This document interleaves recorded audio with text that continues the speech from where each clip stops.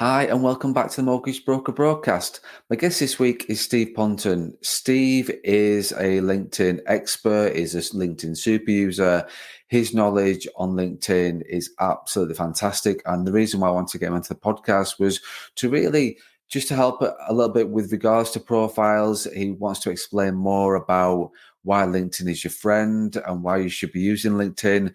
There's the do's and don'ts in the podcast as well. But yeah, let's just get Steve onto the podcast. So welcome to the podcast, Steve. How are you? I'm great, Craig. How are you? Yeah, very good, thank you. Good. It's sort of a wet and miserable day outside, but we won't talk too much about the weather this early in the podcast. But I'm good. I'm very good, thank you. And we're both different parts of the country, of course. I'm in Edinburgh, and you're Which is not too a little bit. Yeah, you're on the different coast, me being in the northwest. So I'm in sunny Cumbria, so yeah, it's not so sunny, shall we say. Yeah, we are, but I'm guessing people will get that we're on different parts of the country given our accents. So you definitely can tell you've got quite a good strong accent there, Steve, definitely. absolutely. I would have had you down on the other side, to be honest, Craig. I thought you were on the sort of Durham northeast side rather than the west side. Yeah, I up until recently I was on I'm a Yorkshireman through and through, so I have sort of moved onto the other side of the Pennines now, just for various reasons. But yeah, I'm Yorkshire through and through. Moved in further, like say, to Teesside way, and then just recently moved over to the other side. And to be fair, I get when I was in Teesside, people used to say about my accent. Always thought I was from Manchester anyway. Always thought I was from the northwest. So being a Yorkshireman, that was quite a bit of not a great start of a conversation, shall we say, insulting somebody like that you're on the wrong side of the Pennines. But I'll take it. But Edinburgh's a beautiful part of the world and a beautiful city. So one of my favourite places. Yeah, one of my favourite cities.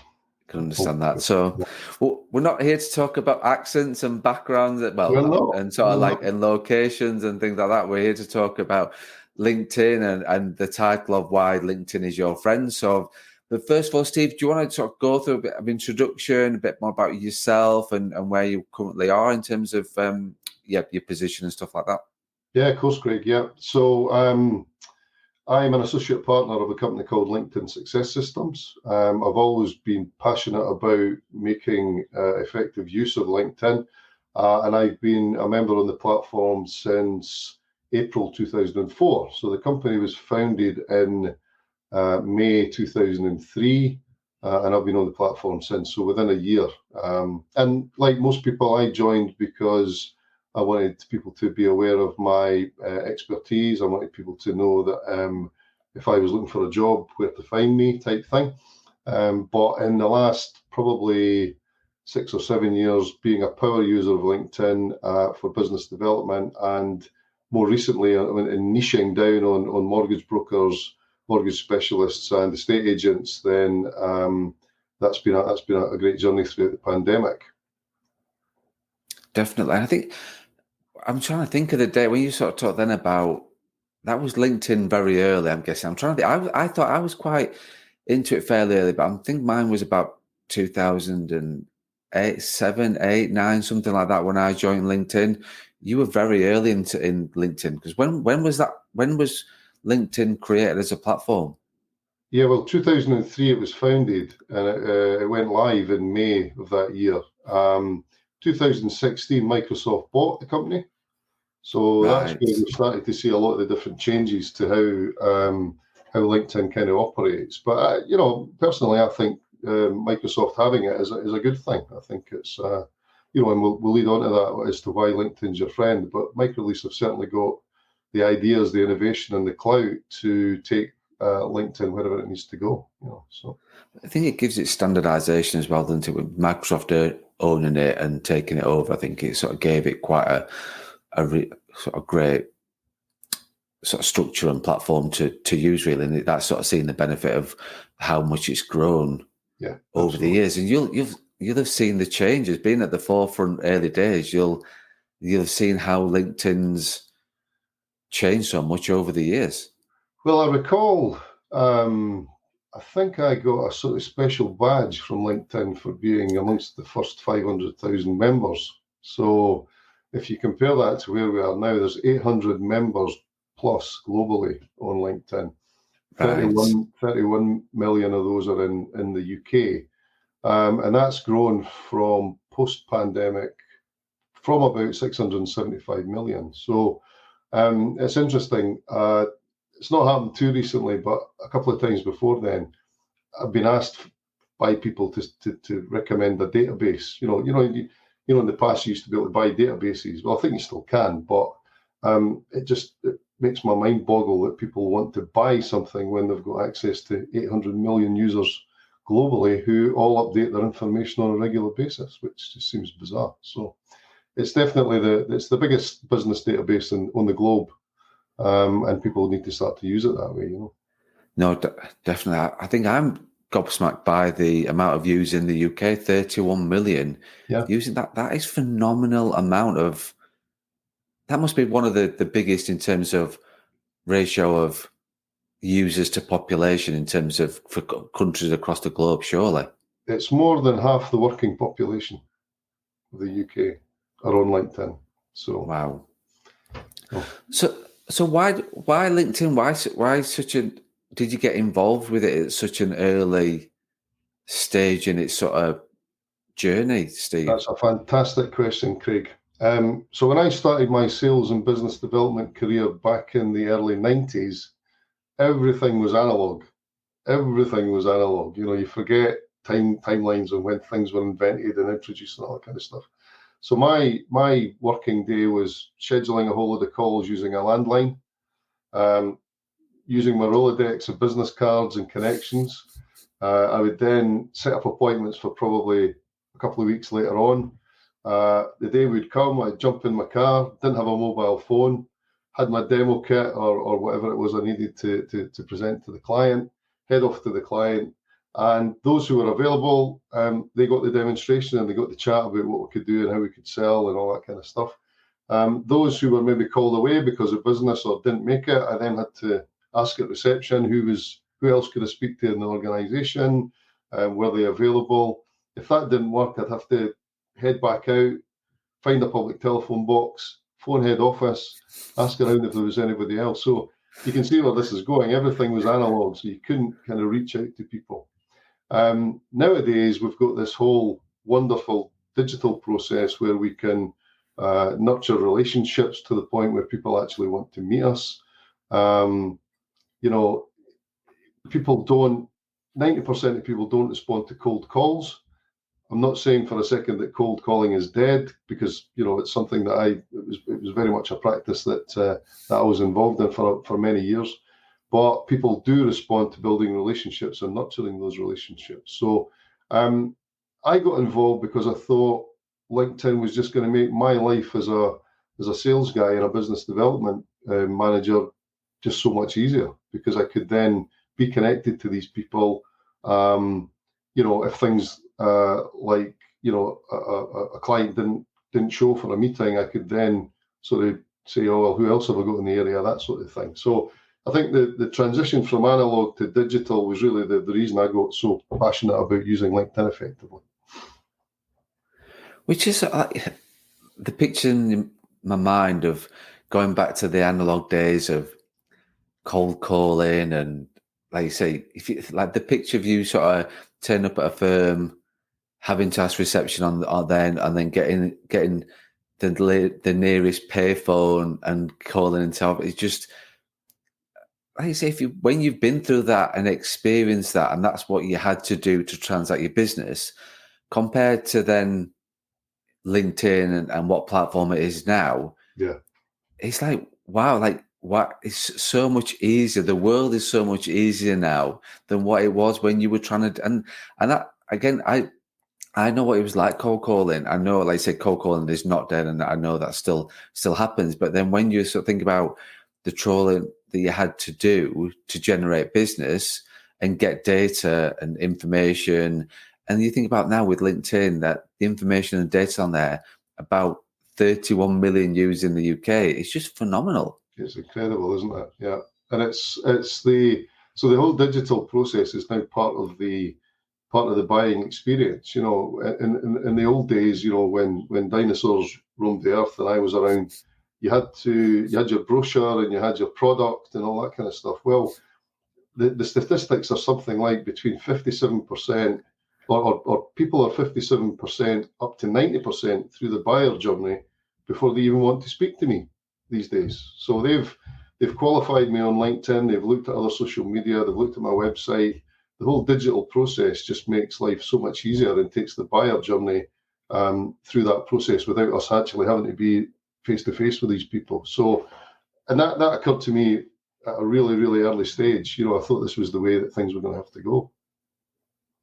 So do you want to just explain a little bit more about the LinkedIn success systems? Is that too broad to talk about right now, going straight into that, or is that just something that you can explain a little bit more? No, it's actually very easy, Craig. So there's a guy called Miles Duncan, who's the founder of LinkedIn Success Systems, and I'd been to a presentation, a free orientation session that Miles had given in Edinburgh, and it just seemed the right thing. I was thinking for a while, how can I pass my knowledge on to people and allow them to make more use of LinkedIn like I do? And Miles had already developed a methodology that allowed people to take that process and ultimately quite quickly become or to use their LinkedIn profile to be a kind of magnet for business development. So it was easy for me to then hook up with Miles. So I'm an associate partner of LinkedIn Success Systems. Miles is the founder and CEO. And over the last 4 years, we've kind of continued to develop the methodology to align with what LinkedIn is doing and the kind of growth set that LinkedIn have gone through as well. But as I said earlier, it's been a desire of mine to recently niche down on mortgage specialists in particular, because I'd actually found myself training lots of these people, and estate agents to a lesser degree. So we've designed this methodology that's kind of 4 modules that kind of take you from identifying who your target audience is, which is really, really, really important, all the way through to having a kind of a workbook that you can kind of practice every single day on LinkedIn. So it's not, we don't just jump on a call and explain what we do on LinkedIn. We give people an online methodology to be able to say, this is the reason I'm on LinkedIn. This is the target audience that I want to attract. These are the things I'm going to do to make that happen. And this is my playbook, if you like, that I'm going to practice kind of every day. So that's the kind of the overall, the all-encompassing role of LinkedIn Success Systems. Right. Okay. And I'm always interested in niching.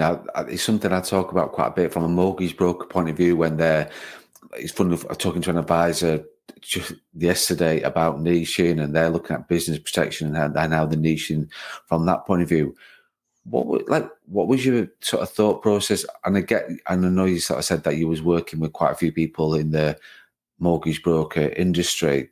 Was that really why you wanted to niche, or was it something you always wanted to do with working there with mortgage brokers?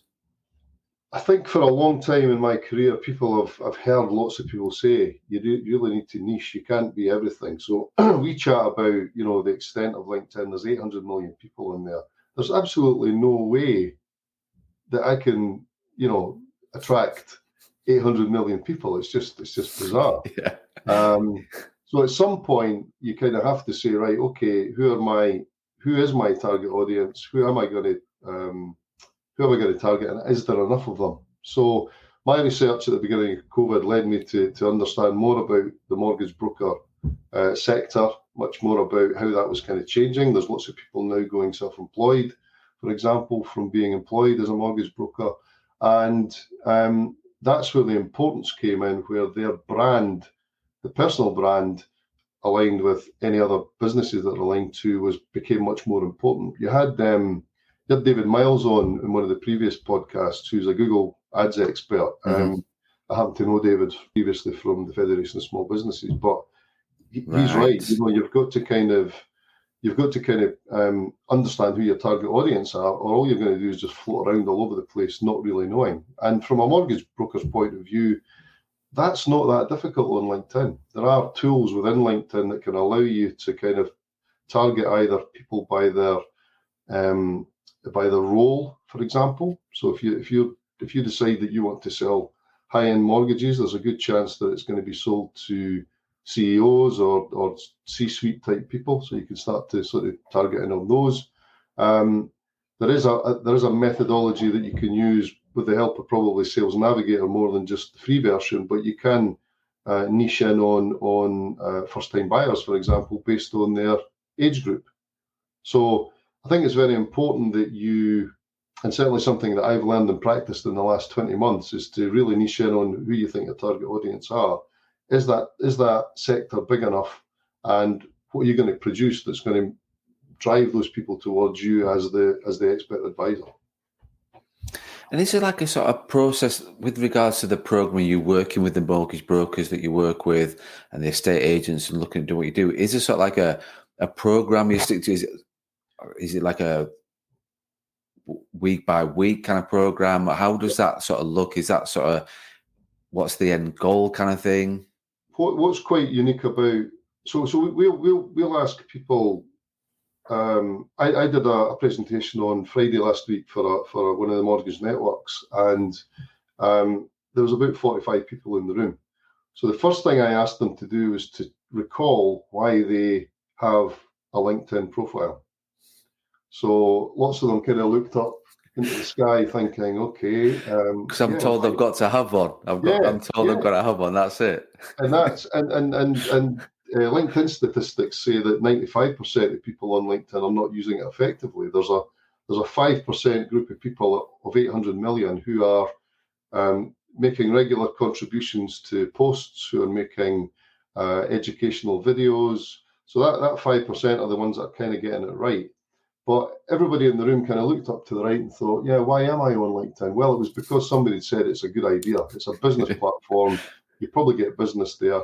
And then you go into LinkedIn.com, and within 5 minutes, you've got a profile, albeit, it might have no photograph, it might have no banner, it might just have some kind of headline, or you may have dropped in a photograph of you at your granddaughter's christening, holding a pint of lager with a kid in your arms, all that kind of stuff. So we get people to really kind of step back from LinkedIn and say, right, why am I on the platform? Who are my target audience? Let's identify those by going through a process we call Clarify Your Brand for LinkedIn.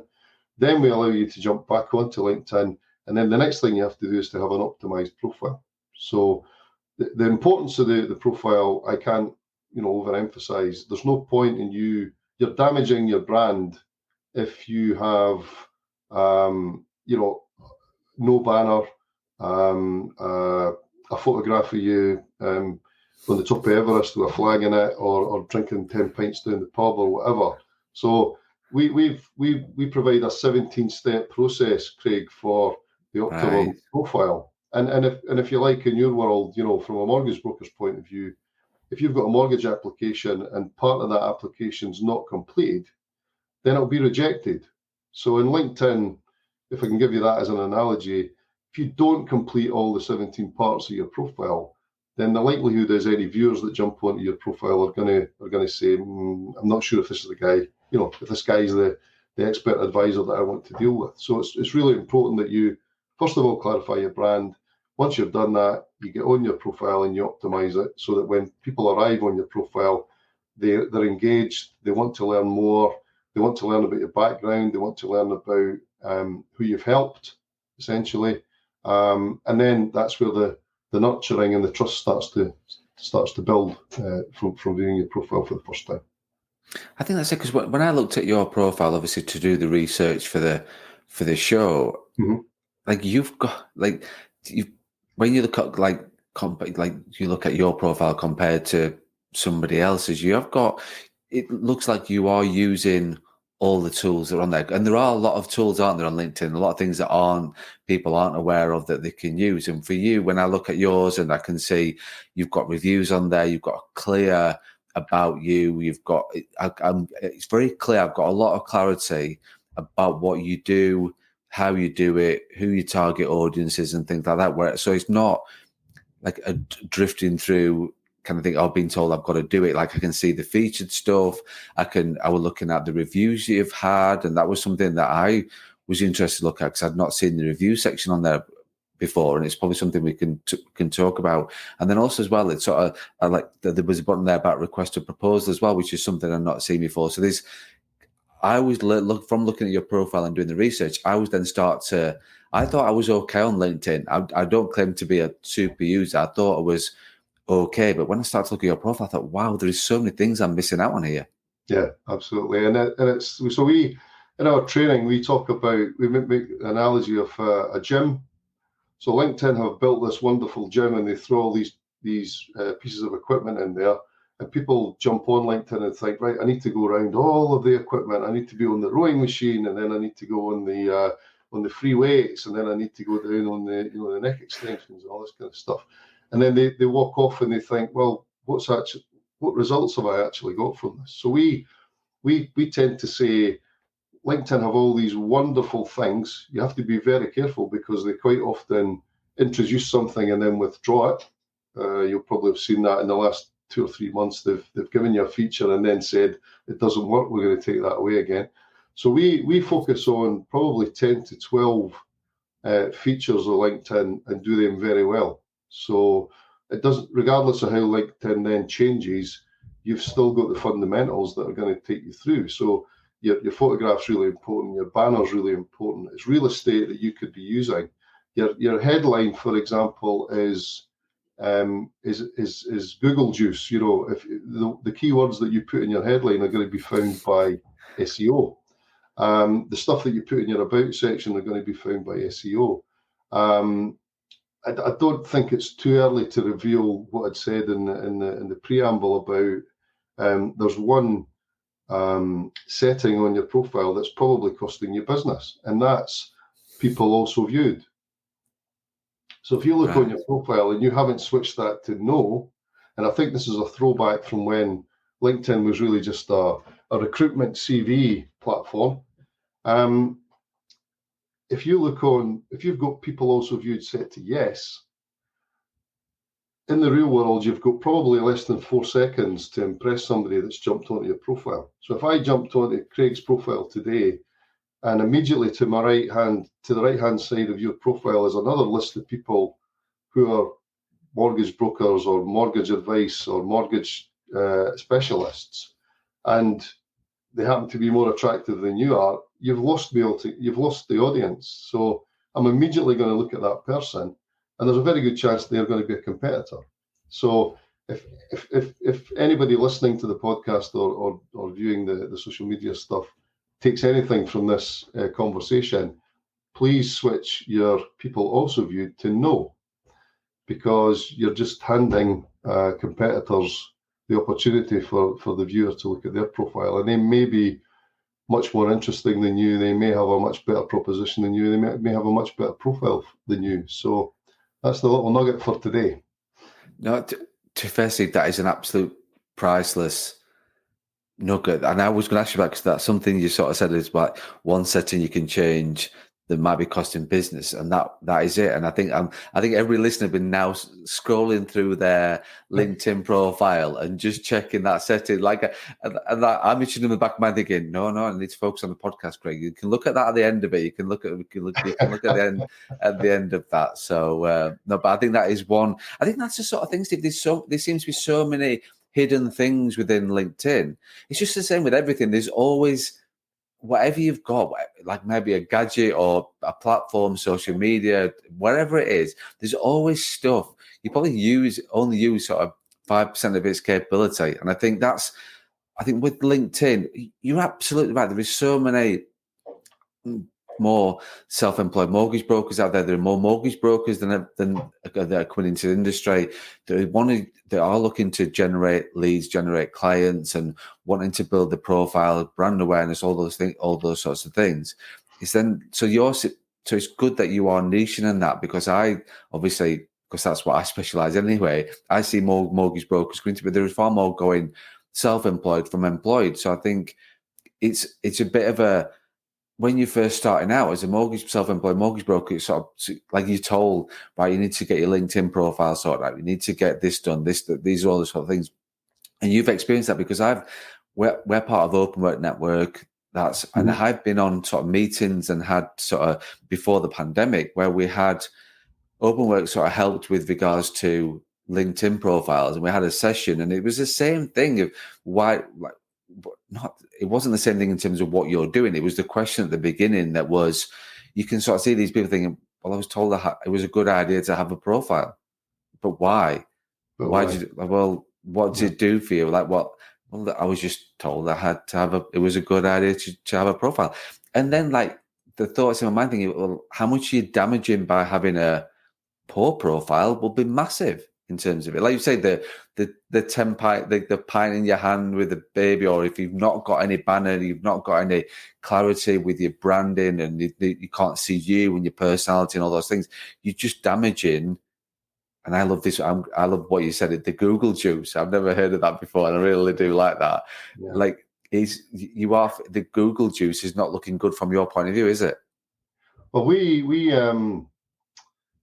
it's an easy exercise. If you Google yourself and see what that brings up, 9 times out of 10, your LinkedIn profile will be somewhere in that list on the top 20. But Craig, it's a confidence thing. People, if all you've done is, jumped on LinkedIn because somebody told you it was a good idea, my advice is jump off.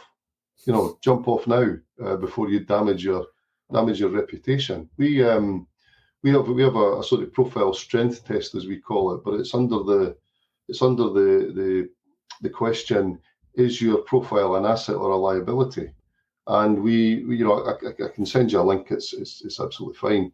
And we take you through just a quick process. There's no selling. It's not for our benefit. It's for your benefit, just to check whether you should actually be using LinkedIn or not. And to be fair, 2 things, I guess. One is if you're not using LinkedIn effectively, then don't give yourself the stress. Just put your profile on hold. Just blank it off. You can do that. But from a mortgage and protection advisor or specialist point of view, if you get one sale from LinkedIn, it's paid for itself. The return on investment is pretty straightforward. But you really have to. I can't emphasize it enough. You have to have an optimized profile. I've seen people join new companies who have changed their banner perhaps, or changed something on their profile, but forgotten to change their contact details. And their contact details is still their previous company website, company telephone number, etc. So a bit of due diligence, but it's certainly we've discovered throughout the pandemic. Confidence is building on LinkedIn, but you still need a bit of help to get to the point you need to be. And our methodology is based on thousands of people that we've trained and feedback that we've had from them.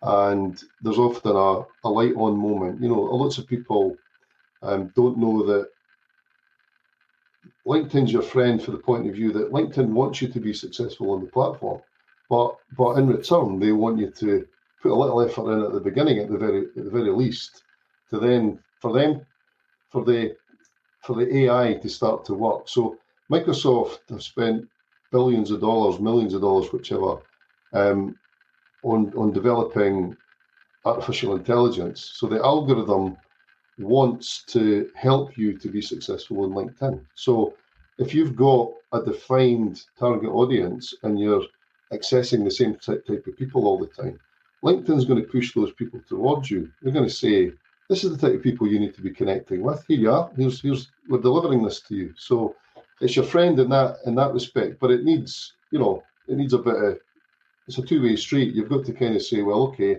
if you're going to give me all this stuff, I really need to sort of make an effort to make my profile decent on LinkedIn and for people to want to engage with me, because it's all about the engagement.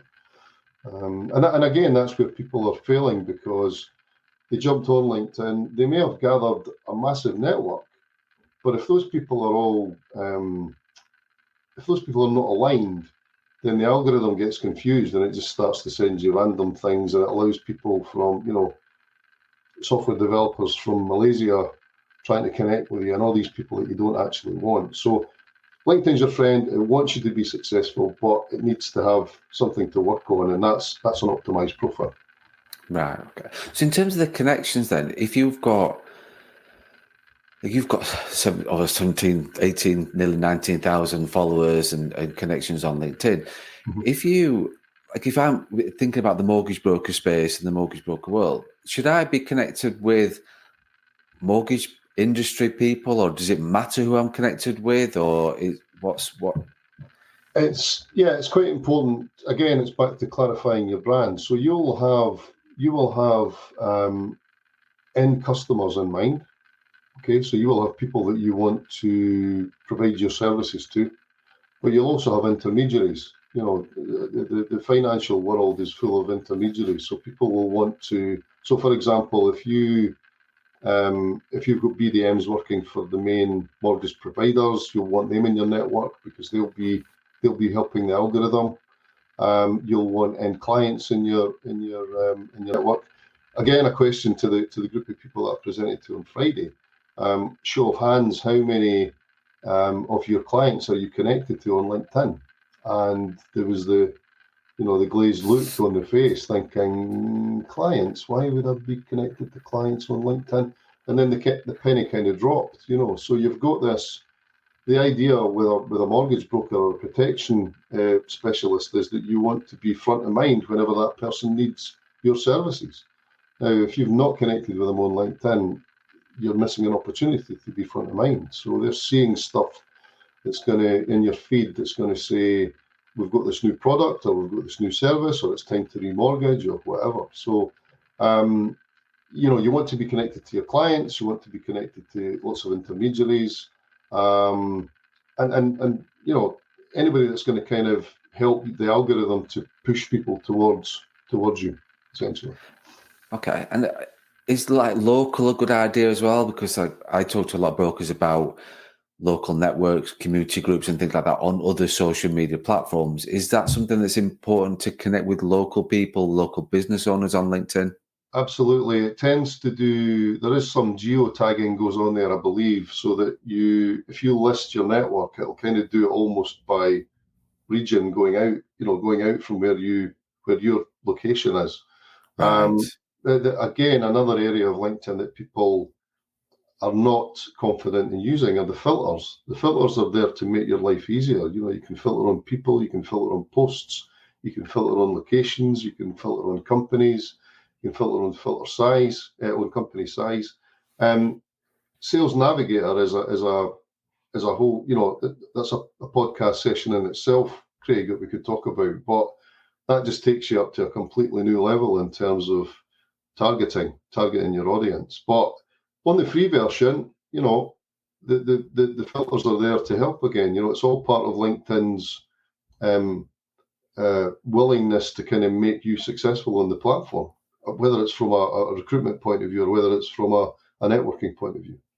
Right. Okay. So I think just to explain for those people that don't know, there's the free platform with LinkedIn, and because you've just referred to it a couple of times on there, and then there's also the paid part of LinkedIn as well. So I've never had it, and I'm going to use this opportunity to put you on the spot a little bit, because I've been on the paid service, I've been on the unpaid service, and I've asked a question to a few sort of people about why should I be on the paid service, and nobody's ever sort of given me a definitive answer of why I should be on that. Is it worthwhile as a broker, as a business owner, wanting to generate leads and clients, being a part of the paid stuff? It's essential. Okay. If you're going to if you've got a LinkedIn strategy, then Sales Navigator has to be part of that strategy. So it's going to cost you 70 quid a month, but your mindset then around LinkedIn and how you use Sales Navigator is going to be very much, how am I going to get a return on that 70 quid a month? So it's a fantastic tool, Craig. It's the Maserati, if you like, of LinkedIn. Used properly, it's a tool that will just allow you to spend 20 to 30 minutes a day on LinkedIn, and then wake up to leads, essentially. So it's in our experience, it's worth every penny. And I think, to be honest with you, Steve, I would love to get you back onto the podcast to talk about Sales Navigator, because I think that, like you say, I think for a return on investment, like what you're talking about, 70 quid, that's one lead. A mortgage broker will pay £70 for a mortgage lead. That could end up with wrong numbers, not answering, told to F off and what you're ringing me for, kind of thing. All the things we've all experienced. So for one lead that could be a bad lead, cut back on that one lead a month that you're paying for out of your strategy, and think about the return on the investment from a LinkedIn point of view, which is going to be, I've gone on the podcast before about building your own brand, not somebody else's. So the reasons why I'm not a firm believer in buying leads, I'm a firm believer in building your own brand and using all the platforms and everything out there that you possibly can to build your brand, rather than building somebody else's who you are feeding and building when you're purchasing leads. So that's the big thing. So from a strategy point of view, clearly the £70 is a better investment to build your own brand. Huge. But it still leads back to, please, if you're listening to the podcast, please don't immediately go out and sign up to Sales Navigator, because you need to give it some consideration in terms of, why am I on the platform? Is my profile up to scratch? If I'm going to target specific people, they're going to look at my profile and they're going to judge me on whether I'm the person that can help with their problems, with their mortgage and protection advice, and if you're the expert guy. So having Sales Navigator isn't going to solve all your problems. You still have to kind of go back to basics and make sure that you're represented in the right way, and the brand is up there doing all the right things. So, but 100% Sales Navigator is worth every single penny. I think it goes back to what you like when you talk about David Miles, who you know, and he talked about it, and a few people about the Google ads. It's the same thing. It's like, well, yeah, you can spend the money on the Google ads, but if your landing page is not very good, it's a waste of time. It's just the same principle, really, then, isn't it? From a LinkedIn point of view, and I never thought about it that way. That's you should get your profile right. That's getting the message. I'm getting the message clear from you, Steve. It's all about getting your profile right, first of all. Absolutely. You can't prospect on LinkedIn with a weak profile that's got parts of it missing, because that doesn't build the trust. That just makes people think, why are they representing themselves in this way? Why are they good in one section but poor in the other section? So you're up there to be judged, Craig, and it's 24/7. Somebody might be sat at home on a Saturday night thinking, maybe I'll review my mortgage on Monday. Let's Google somebody, and they find your profile. So you've got to make the best impression you can when you're not there. You can't justify. You can't say, well, actually, I was having an off day today. My hair's sticking up, or whatever. You're going to be judged on what those people find on your profile. So it has to be the best effort you can have. And then when they do that, LinkedIn says, oh, this guy's attracting a lot of interest. Let's start to push people towards him. So that's kind of the way it works. And the last thing anybody needs to do is to spend any of their life thinking about whether they can hack the algorithm or not. The algorithm's not there to be hacked. And I see lots of LinkedIn experts talking about, well, if you do this, then the algorithm will get confused and it'll start to do that. In my experience, that's a waste of time. Let the algorithm do what's there to do. It's there to help you be successful on LinkedIn, but you have to feed it with some stuff to allow it to do that. And I think that is getting that message clear, that you've got to be able to feed. Yeah, don't try and beat the algorithm. Just try and feed the stuff that keep feeding the stuff that you want to. That you've talked about, like the video kind of thing, the posting, to be having sort of consistency from that point of view. One thing that is in the back of my mind, and I think you might have talked about it a little bit there, is that because you can get a profile score on LinkedIn, can't you? There is something somewhere where you can actually get a score of some percentage or something like that of your profile. Am I right or wrong with that, Steve? Am I totally off? You're 100% right. Yeah. So again, it's LinkedIn trying to help you to understand the time that you're spending on LinkedIn and whether you're doing it effectively or not. So it's called your social selling index, Craig. It's private to you. I can't see yours. You can't see mine. Nobody can access anybody else's, but they can see their own. It's based on 4 percentiles of 100%. So you're measured on 25% for each percentile, and it's engaging with the right insights, making the right relationships, two other fields that escape my mind for now. But if the listeners want to check their social selling index, it's www.linkedin.com/sales/SSI. So if they open a tab on their PC, pop that URL in, they will get their own private SSI score, and it'll tell you exactly where. It'll tell you where you are in your network. It'll tell you where you are in your sector, and what you want to be doing is to try and achieve to be in the top 1% of both your network and your sector. So it's a really good measurement for mortgage brokers who can then check, hey, I'm in the top 10 in my sector, and I'm looking to improve that. So some people poo-poo it. Some people think it's a waste of time. We use it in our training. You need to have a measure somewhere. You have to put a line in the sand to say, or baseline, where am I today? If I do all of these things, where am I going to be? So it's a measurement for you to look at that. But it's called your social selling index.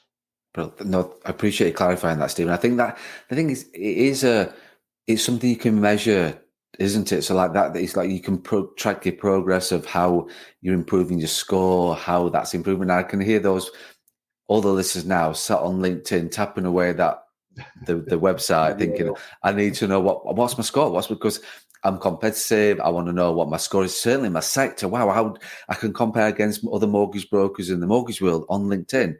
Yeah.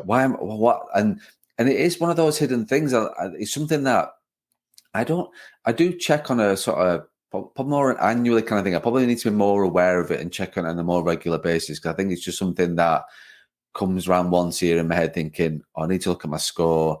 I talk about it probably once a year with the team in terms of the mortgage advisor, and think, right, are you moving your score with LinkedIn, and what are you doing to raise your profile and those sorts of things. So, but who doesn't love competitive people? Who doesn't love a measure? Who doesn't love a score to then compare themselves against?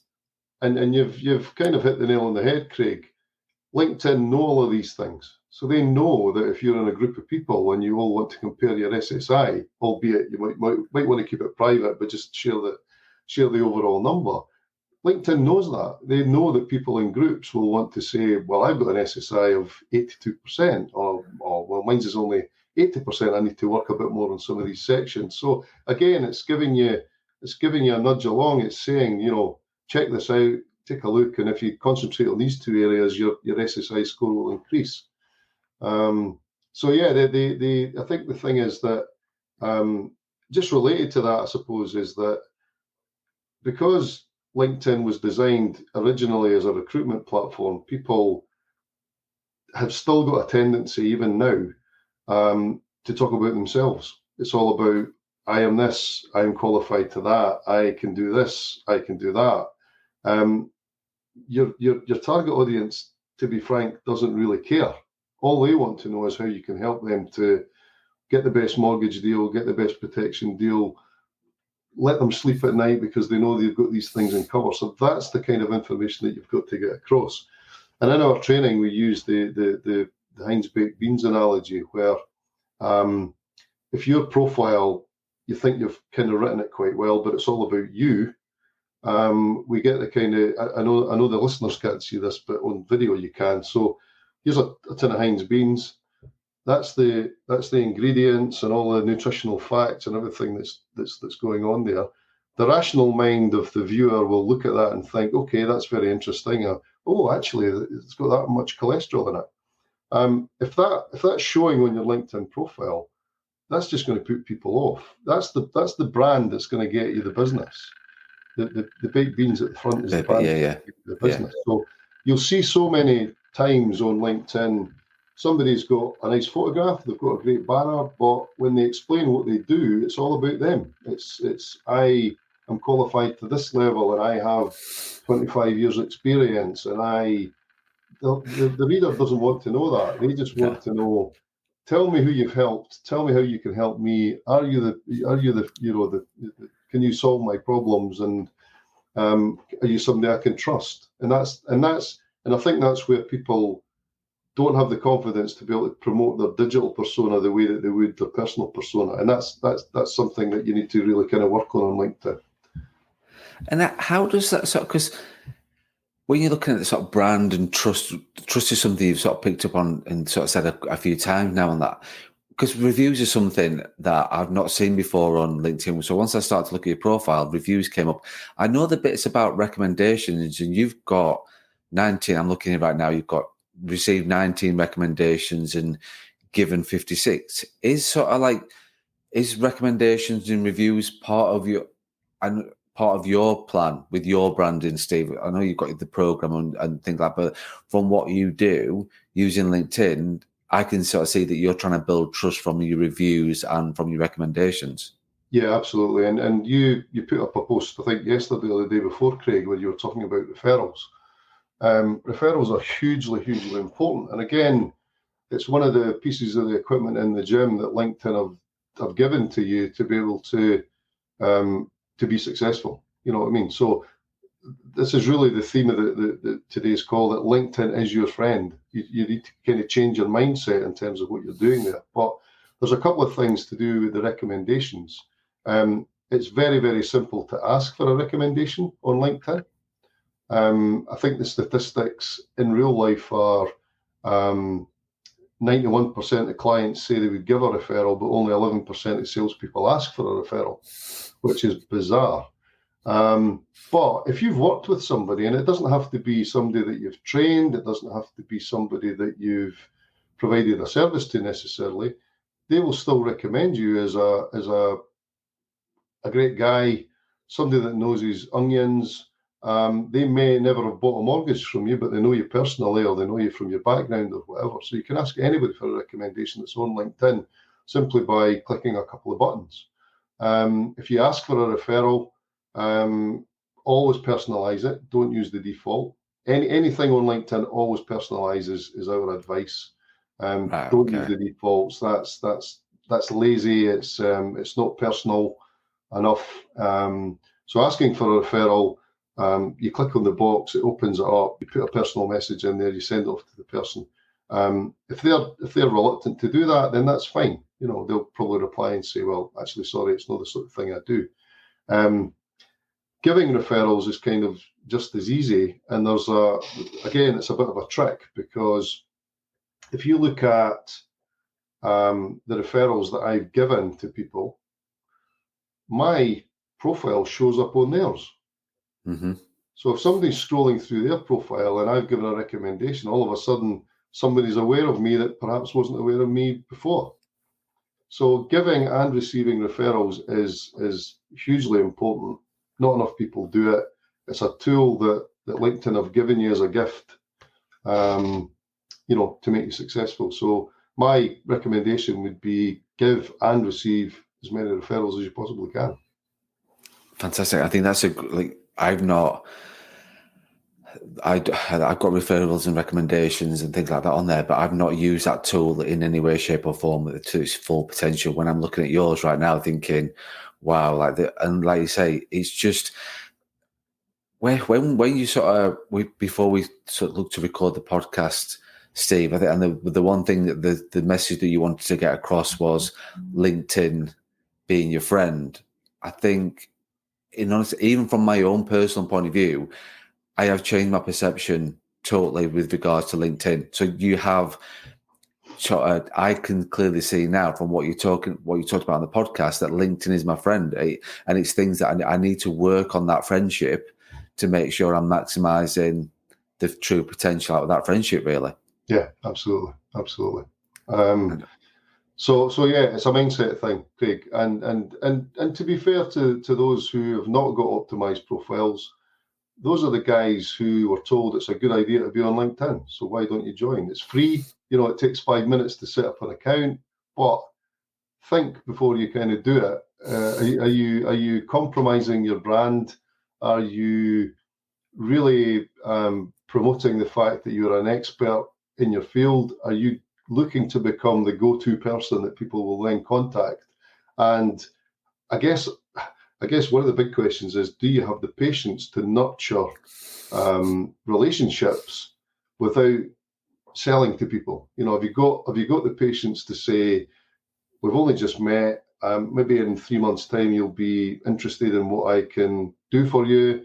or maybe in 6 months' time, you've got a need for my services, but it's not going to be instant. And again, that's one of the big failings on LinkedIn. You know, somebody connects with you and immediately you get the sales pitch. Yeah, exactly. Yeah, exactly. Which is the worst thing ever. And I don't know why people, you know, still kind of insist on doing that, but hey, it is what it is.